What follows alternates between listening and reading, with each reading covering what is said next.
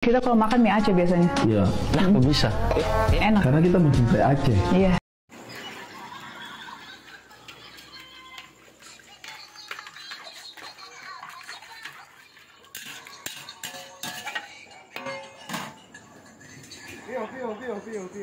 Apa bang?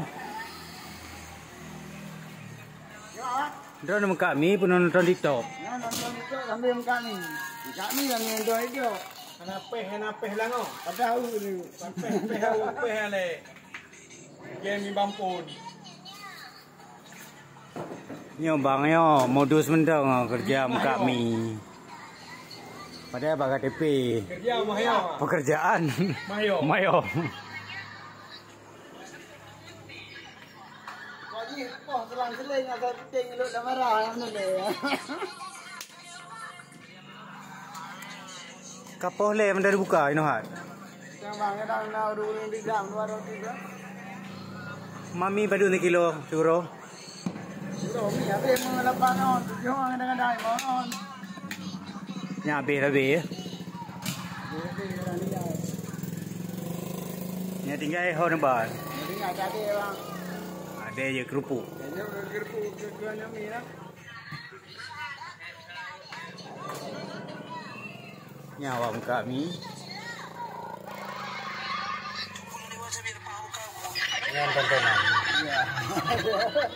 Sebenarnya KPI itu singkatan apa? Ini lagi nang do.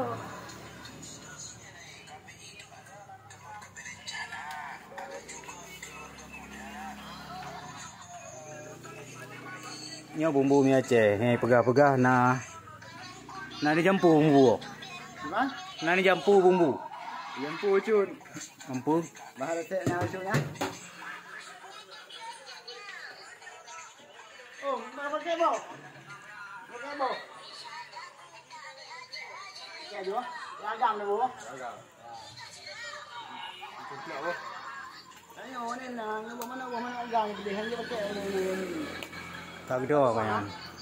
Kayaknya yang tahu mana inong mana agam kau tu. Ya, ni dah ajak rumah dia dah bahas. Ni wak gede hanya panggil nak je tiar lah.